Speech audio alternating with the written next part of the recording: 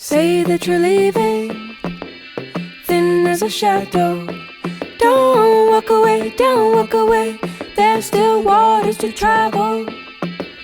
Planted a garden, filled it with flowers. We dug a hole, we dug a hole. Now we're praying for showers. Went for a short walk, found you some new shoes. This is the weekly reading for 18 to 24 July 2016. We're swapping things around a bit this week. We're starting with your general forecast because, well, that's the way it worked out. The first card that came up is Bells Will Ring. There's a long story behind this Bells Will Ring that I'm not going to be able to tell you here. What I can tell you is it popped up in a big way, and that it came up in the weekly reading as well. Well, that just says so much.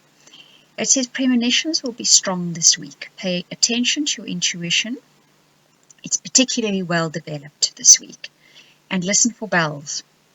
They foretell a message coming from God, universe, or spirit, and your guardian angels, so pay attention. It's a doubly strong message this week, and I'm incredibly curious to see what this is bringing in. This entire reading has a very, very different feel to it. I can't really put it into words, but maybe for each of you it will be a different type of feeling. The next card that comes up is that of Ganesha. And this is about obstacles. And its obstacles will be removed or they will be placed for good reason this week. It says, and choose or invite a drama-free life this week. So, there's going to be two scenarios playing out, one or the other. Either this week, some of you will have obstacles removed. Others of you will find obstacles placed in your path. And there's a very good reason for it. This isn't about lessons being learned. This is about doorways opening. Even if the obstacle is placed in your way, if you overcome the obstacle, a doorway will open. If the obstacle is removed for you, a doorway will open. The final card that comes up in the general forecast is that of the Mountain. This card speaks about obstacles as well, but it says, instead of diving head on or head first into this obstacle, find a way around it. Now the drama would be diving into the obstacle head first and tackling it to the best of your arrogance and ability. One wants to put it that way. But if you choose the drama-free version, you will find a quiet back door or a way around this obstacle, and there you will find an open door. So there are choices this week, and they're going to play out differently for each of you depending on your choices. Because your guidance card is very, very interesting, and this says, what is unregarded, or discarded holds a secret, a seed of creation. That's very, very cryptic. Something you haven't noticed, something you will overlook because you're not paying close attention, is actually giving you the key to that door. And if you unlock that door with that key, something new will grow, will develop, something precious, I think. There seems to be a golden glow through the whole of this part of the reading. When you move on to your general forecast, your first card that comes up is one from the Lenormand deck. And when you do readings with this deck, the way that the man faces, he faces to the left, you have to read the cards to the left of him in conjunction with this card because they tell a story together. Usually if I use just one of these cards within a reading, I may pay attention to it, but more often than not I won't, because you need to use it within the whole deck. But this time, the message came through, read the card before, because he's looking that way. Now he represents a man waiting patiently.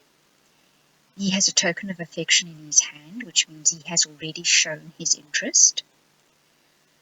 And there's kind of a romantic feeling to this card. And the card before said something you discarded or did not notice holds the key.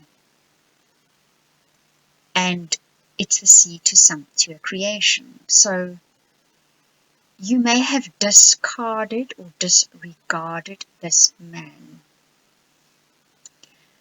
and in doing so, you have discarded something which could possibly open a door to something precious. Let's see.